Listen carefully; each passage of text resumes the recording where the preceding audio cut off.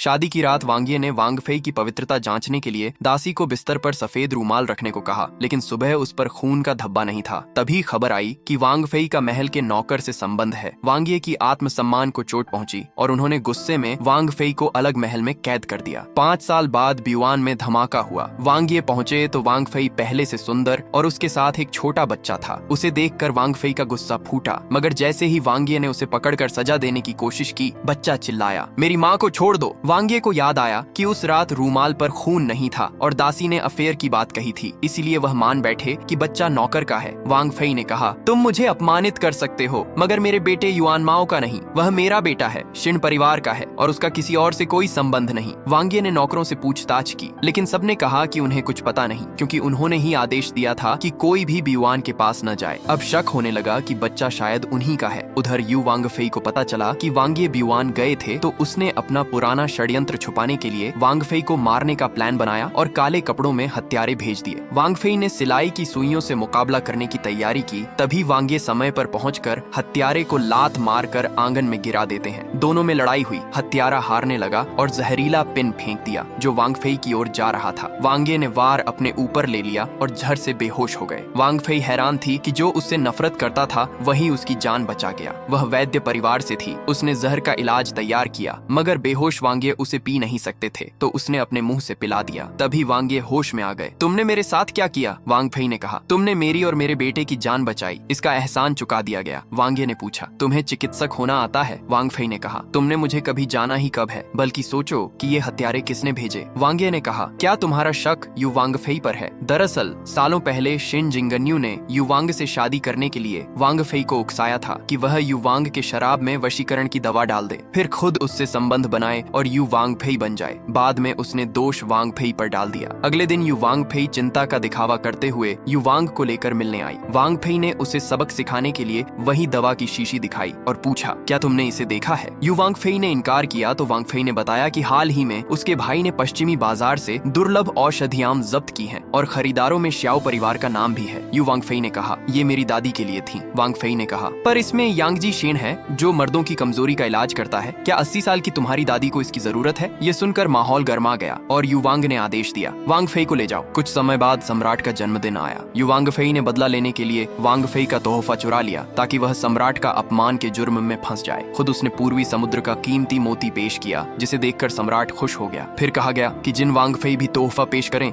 मगर उसका तोहफा गायब था और दरबार में फुसफुसाहट होने लगी। शायद उसने तोहफा लाया ही नहीं। माहौल तनावपूर्ण हो गया।